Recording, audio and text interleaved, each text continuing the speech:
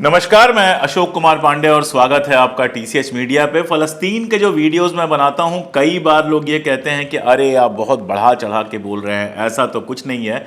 याद है आप में से काफ़ी लोगों ने वो वीडियो देखा था जिसमें मैंने कहा था कि कभी भी गिरफ्तारी का खतरा मंडरा सकता है नेतन्याहू के ऊपर। और जिन लोगों ने वो वीडियो डिटेल में पूरा देखा होगा, मैंने बताया था कि आईसीसी में जो जांच चल रही है, आईसीसी के जो प्रोसिक्यूटर हैं करीम खान, जो इंग्लैंड के हैं और जिनका रुख काफी अमेरिका परस्त रहा है, ब्रिटिश परस्त रहा है अभी तक, लेकिन वो जांच कर रहे हैं, प्रोसिक्यूशन चल रहा है और उस प्रोसिक्यूशन में वो आईसीसी से ये सिफारिश कर सकते हैं कि नेतन्याहू के खिलाफ अरेस्ट वारंट जारी किया जाए। उस समय जब ये वीडियो आया था, जब ये वीडियो मैंने बनाया था, बहुत सारे दोस्तों ने फोन किया कि यार ये बढ़ा चढ़ा के बोल रहे हो, इजराइल में हाहाकार कैसे मच सकता है। तब मैंने उन लोगों को बाकायदा न्यूज लिंक्स भेजे थे कि कैसे इजराइल और अमेरिका में लगातार मीटिंग्स चल रही हैं इस बात के लिए कि अगर ऐसा फैसला आता है तो कितनी परेशानी होगी। और कल वही हुआ जो मैंने कहा था। आईसीसी के जो प्रोसिक्यूटर हैं करीम खान, उनका बाकायदा एक वीडियो आया और उस वीडियो में आप सबने सुना और अब तो हर इंटरनेशनल नेशनल अखबार में छप चुका है कि इजराइल के खिलाफ अरेस्ट वारंट जारी किया गया है। मतलब इजराइल के जो प्रधानमंत्री और रक्षा मंत्री हैं बेंजामिन नेतन्याहू और गैलेंट, उनके खिलाफ जारी किया गया है अरेस्ट वारंट। छोटा सा वीडियो है, देख लीजिए, फिर आगे बात करते हैं। I can also confirm today that I have reasonable grounds to believe, on the basis of evidence collected and examined by my office, that Israeli Prime Minister Benjamin Netanyahu and Minister of Defense Yoav Gallant bear criminal responsibility for the following international crimes committed on the territory of the State of Palestine from at least the 8th of October 2023.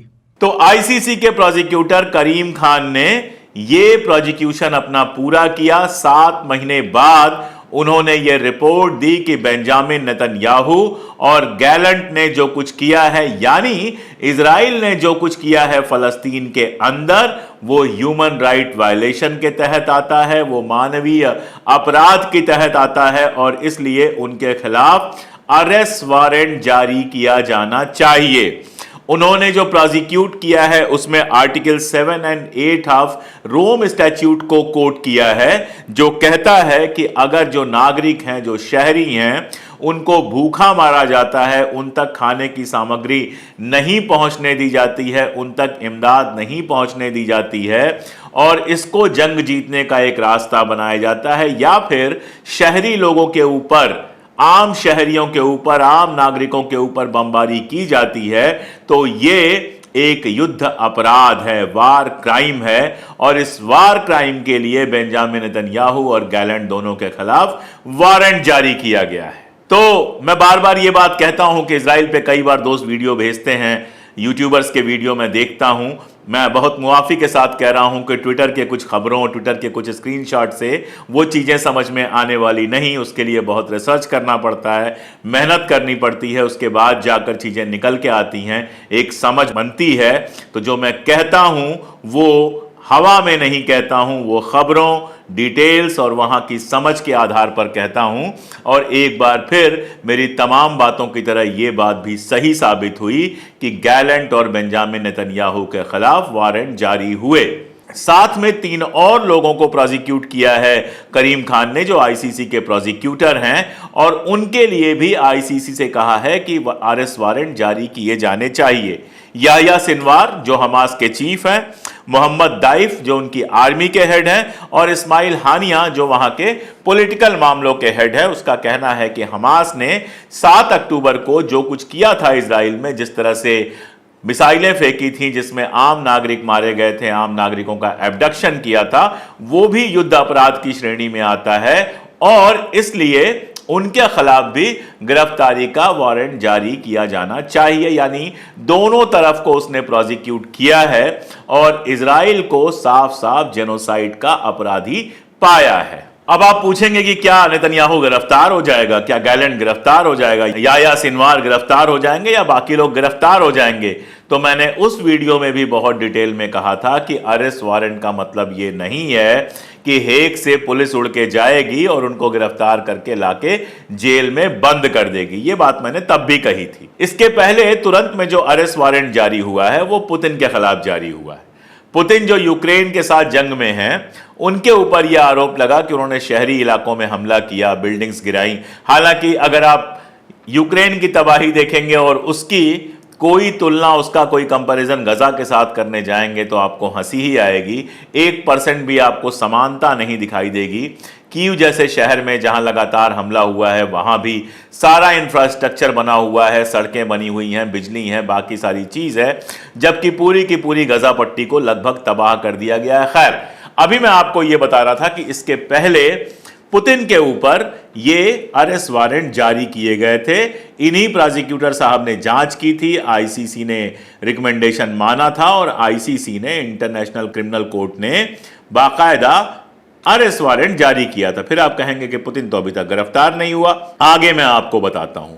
इस arrest warrant के तहत UN से affiliated जितनी countries जिन्होंने ICC को मान्यता दी है, उन कंट्रीज में अगर पुतिन जाते हैं तो उनको कभी भी गिरफ्तार किया जा सकता है। मैं आपको याद दिला दूं, अगर आप हिंदुस्तान से हैं तो मैं आपको याद दिला दूं कि हिंदुस्तान में जब G20 की समिट हुई थी, जिसके पोस्टर बैनर पूरे दिल्ली शहर में और देश भर में लगे हुए थे, तो उस G20 की समिट में पुतिन नहीं आए थे। क्यों नहीं आए थे? इसीलिए नहीं आए थे क्योंकि उनके ऊपर आईसीसी ने अरेस्ट वारंट जारी किया हुआ है।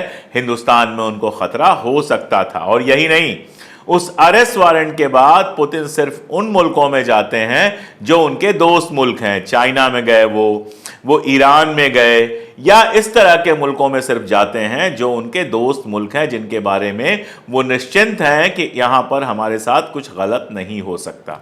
यानी अगर कहा जाए तो पुतिन लगातार इंटरनेशनल कोर्ट के रडार पे है, नंबर 1। नंबर 2, इस प्रोसिक्यूशन के बाद रशिया के ऊपर तमाम सारे सैंक्शन लगाने का, प्रतिबंध लगाने का आधार मिला। और आप जानते हैं अमेरिका ने रशियन तेल की खरीदी पर पाबंदी और इस तरह की चीजें लगाई हुई हैं। अब अगर इसी चीज को देखा जाए तो बेंजामिन नेतन्याहू या गैलेंट के साथ यह है कि अब अगर वो ऐसी कंट्रीज में जाते हैं जो यूएन एफिलिएटेड है और जो उनकी दोस्त कंट्रीज नहीं हैं, तो उनके लिए दिक्कत पैदा हो सकती है, नंबर 1। दूसरा, अपने अंदर, इजराइल के अंदर उनकी मुखालिफत बहुत ज्यादा बढ़ गई है। कल पहले भी मैं आपको बता चुका हूं कि जो अगवा किए हुए लोग हैं, उनकी जो फैमिलीज हैं, वो फैमिलीज लगातार ये डिमांड कर रही हैं कि बेंजामिन नेतन्याहू को हटाया जाए। ये डिमांड और बढ़ सकती है। और तीसरा, कई सारे मुल्क अगर चाहें तो इजराइल के ऊपर इस आधार पर सैंक्शन लगा सकते हैं। चौथा, जो ऑलरेडी आईसीजे में, इंटरनेशनल कोर्ट ऑफ जस्टिस में इनके खिलाफ मुकदमा चल रहा है, जो साउथ अफ्रीका ने किया है, जिसको इजिप्ट और मालदीव जैसी बहुत सारी, इंडोनेशिया जैसी बहुत सारी कंट्रीज सपोर्ट कर रही हैं, उस मामले में अब ये और जुड़ जाएगा कि आईसीसी ऑलरेडी, आईसीसी के जो प्रोसिक्यूटर हैं वो ऑलरेडी जेनोसाइड को एस्टैब्लिश कर चुके हैं।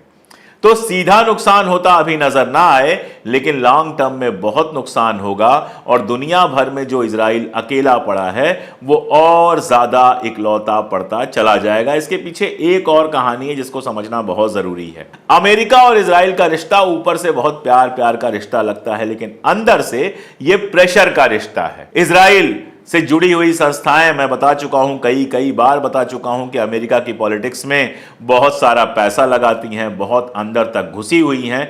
इसलिए अमेरिका का जो भी चुनाव लड़ रहा होता है उसके ऊपर दबाव होता है कि वो इजराइल का खुला सपोर्ट करे। साथ में हथियार बेचने वाले जो इंडस्ट्रीज हैं, हथियार जो बेचने वाले सौदागर हैं, उनका बहुत सारा पैसा लगा है, तो उनका भी स्वार्थ होता है कि अमेरिका लगातार इजराइल को हथियार बेचता रहे ताकि उनका कमीशन, उनका बिजनेस जो है वो लगातार चलता रहे।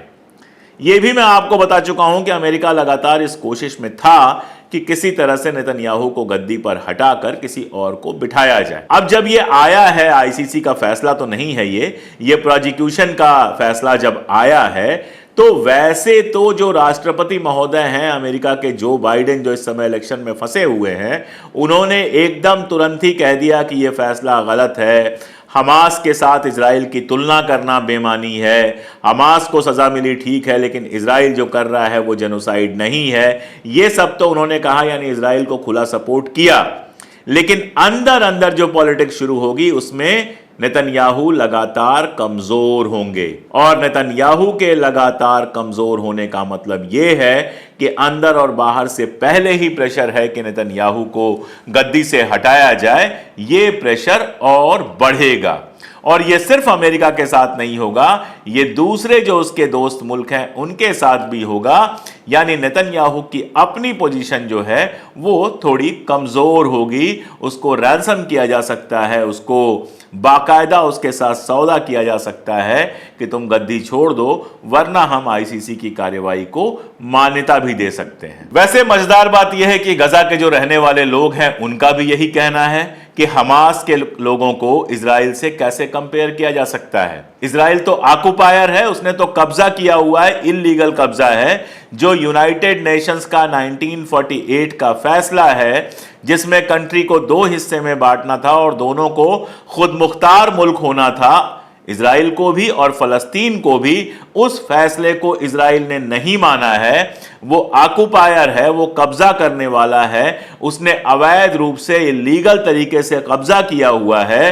तो कैसे उस कब्जे के खिलाफ जो कार्यवाही हो रही है, कैसे उस कब्जे को छुड़ाने के लिए जो कार्यवाही हमास कर रहा है, उसको कब्जा करने की कार्यवाही के बराबर माना जा सकता है। और उन लोगों का अमेरिका के ठीक उलट कहना है कि हमास के लोगों के ऊपर यह केस नहीं होना चाहिए था, यह केस होना चाहिए था सिर्फ और सिर्फ इजराइल के ऊपर। अब यहां मामला यह है कि गजा पट्टी भले आजाद मुल्क ना हो, लेकिन गजा, मैं पहले भी कह चुका हूं कि गजा अपना सब कुछ मेंटेन करता था। वहां पर इलेक्शंस हुए थे, इलेक्शंस में हमास की जीत हुई थी, उस जीत के बाद हमास वहां की सत्ता में आया था। वहां की जो आर्मी है अल कासम, वो हमास की आर्मी है, यानी एक तरह से वो गजा की आर्मी है। वो भी स्टेट प्लेयर जैसा है। अमेरिका और दीगर मुल्क उसको आतंकवादी भले कहें, लेकिन हिंदुस्तान जैसे कितने सारे मुल्क हैं जिन्होंने उनको, फलस्तीन को यानी कि हमास को बाकायदा मान्यता दी हुई थी। अब ऐसे में जब प्रोसिक्यूशन होता है, जब कोर्ट में मामला जाता है,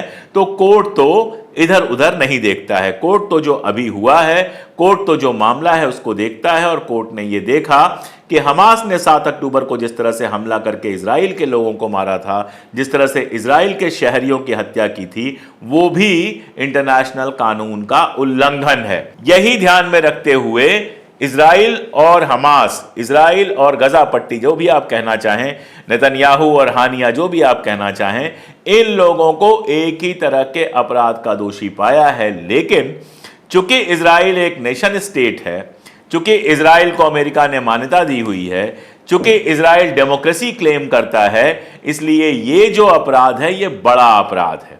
और चूंकि इजराइल 7 महीने से इसको जारी रखे हुए है, इसलिए जैसा मैंने कहा कि आईसीजे में जो मामला है वो इससे अफेक्टेड होगा। आईसीजे में अब ये दलील दी जाएगी, इंटरनेशनल कोर्ट ऑफ जस्टिस में ये दलील दी जाएगी कि इंटरनेशनल क्रिमिनल कोर्ट के जो प्रोसिक्यूटर हैं उन्होंने भी माना है कि फलस्तीन के अंदर, गजा के अंदर लगातार ह्यूमन राइट वायलेशंस हुए हैं, जेनोसाइड हुआ है, और वायलेशंस तो रुके नहीं हैं। अभी जब मैं आपसे बात कर रहा हूं, लगातार खबरें आ रही हैं कि जबालिया जो कैंप है वहां पर लगातार हमले किए जा रहे हैं, लगातार घरों को तबाह किया जा रहा है, आम नागरिक मारे जा रहे हैं, वहां पर जंग जैसे हालात हैं। ये सारा कुछ तो अभी भी चल रहा है। आपको याद ही है कि यूनाइटेड नेशंस ने बाकायदा दावा किया था, दावा क्या, यूनाइटेड नेशंस ने बाकायदा प्रस्ताव पास किया था कि सीज फायर हो। यूनाइटेड नेशन के सिक्योरिटी काउंसिल ने प्रस्ताव पास किया था कि सीज फायर हो, लेकिन इजराइल ने किसी भी प्रस्ताव को नहीं माना। हमारे हिंदुस्तानी प्रधानमंत्री नरेंद्र मोदी जी एक इंटरव्यू में बोल गए कि मैंने वहां अपने स्पेशल इन्वाय को भेजा और कहा कि रमजान के दौरान सीज फायर कराया जाए। वैसे तो उसका फैक्ट चेक मैं कर चुका हूं, लेकिन रमजान के दौरान भी इजराइल ने किसी तरह का कोई सीज फायर नहीं किया।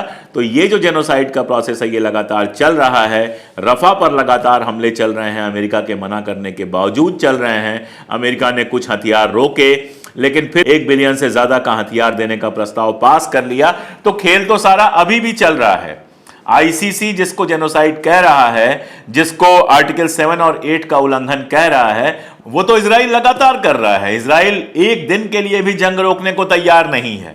हालत यह है कि जब भी मामला बनता है कि सीज फायर के लिए कोई समझौता हो जाए तो इजराइल कुछ ऐसी शर्तें रख देता है या कुछ ऐसी बातें उठा देता है कि एकदम ट्रैक पे चलती हुई जो बातचीत की लाइन है वो हट जाती है, उलझ जाती है। और सब जानते हैं इसके पीछे वजह सिर्फ एक है कि बेंजामिन नेतन्याहू जानता है कि अगर जंग रुक गई तो उसको कुर्सी छोड़नी पड़ेगी। इसलिए लगातार जंग जारी है, और जंग सिर्फ वहीं नहीं जारी है, जंग नॉर्दर्न बॉर्डर पे भी जारी है। हिजबुल्लाह से लगातार उसकी लड़ाई चल रही है, हूती लगातार हमले कर रहा है। अभी ईरान के राष्ट्रपति की जिस तरह से मृत्यु हुई है उसको लेकर सवाल उठ रहे हैं कि कहीं उसमें इजराइल का या अमेरिका के CIA का तो हाथ नहीं है। तो मिडिल ईस्ट की हालत लगातार विस्फोटक बनी हुई है।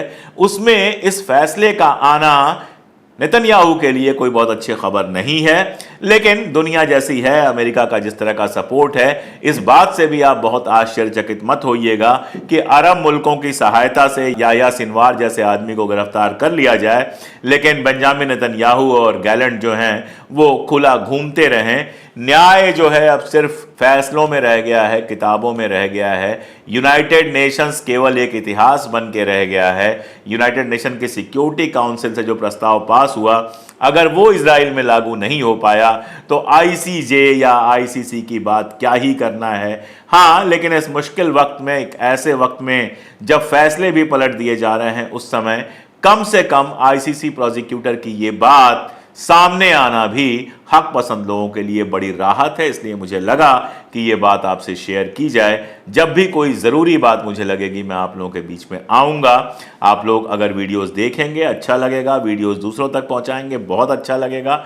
और अगर हमारे मददगार बनेंगे, हमारे साथ जुड़कर, हमारी मेंबरशिप लेकर या हमारी डायरेक्ट मदद करके अगर हमारे मददगार बनेंगे, हमारे साथी बनेंगे, हमारे हमराह बनेंगे, तो हमें वो ताकत मिलेगी कि हम सत्ता और कैमरे दोनों की आंख में आंख डालकर लगातार सच कह सकेंगे। आज के लिए इतना ही, बहुत शुक्रिया।